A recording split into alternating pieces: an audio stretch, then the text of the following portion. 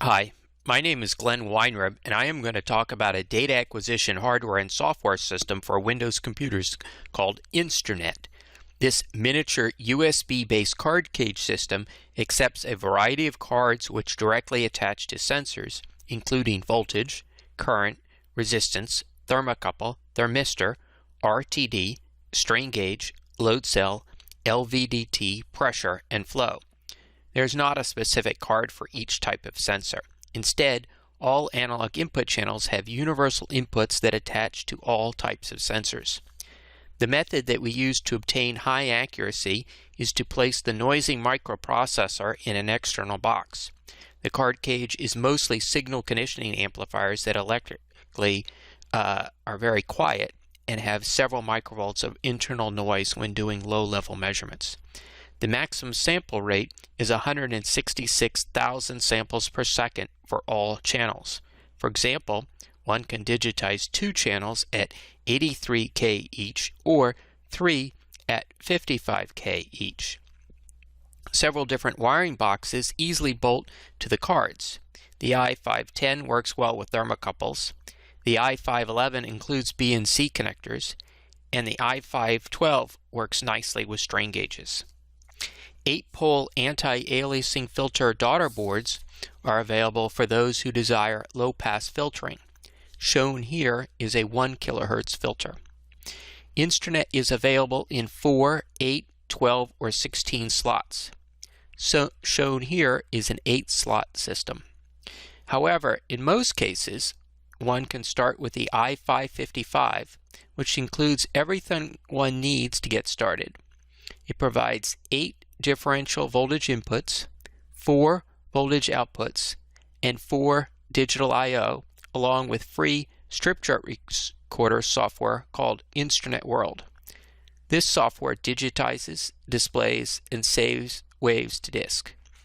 Alternatively, one can program in C or Visual Basic, or work with MATLAB, Excel, Origin, LabVIEW, or Daisy Lab application software.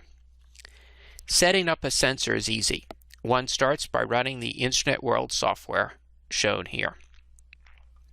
Each row corresponds to a different channel, and one can have up to 256 channels.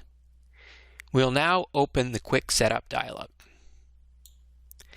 The wiring diagram to the right shows how to wire your sensor.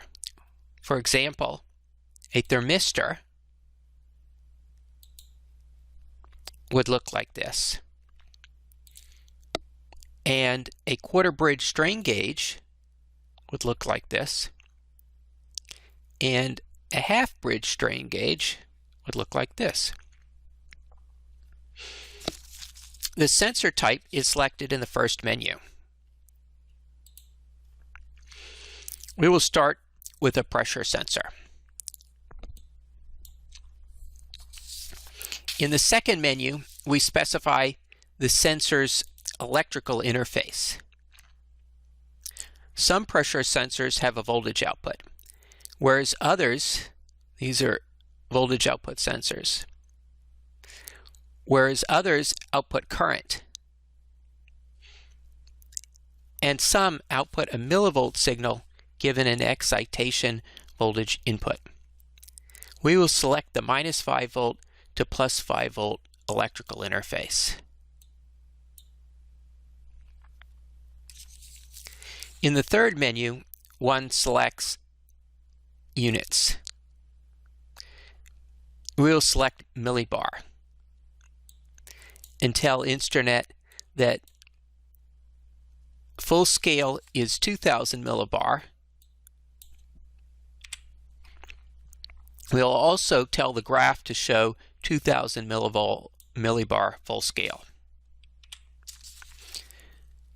To reduce noise, we'll tell the system to average each point for 0.0166 seconds. 0.166. This corresponds to one 60 Hz power line cycle, and averaging for this exact duration causes the positive parts of the sign to cancel the negative. For more accuracy, one calibrates using these buttons. We will now press the Update button to lock in our changes. Currently, a half-hertz sine wave generator is attached to this channel, which we see plotted here in real time. At the lower left, we see the sensor updating in real time.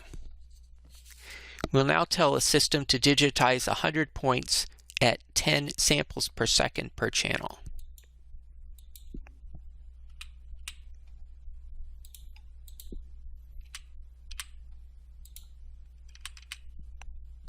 Clicking the Digitize button closes the sensor setup dialog, opens the record page, and starts digitizing.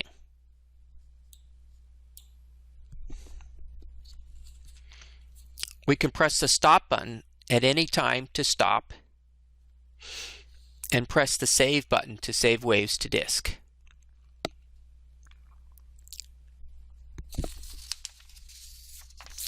One can click the Network tab to return to the list of channels, and click here to enable more channels for digitizing. We'll now go back to the record page, click Start, and digitize more channels. This concludes our tour of Instrunet. Thank you for watching.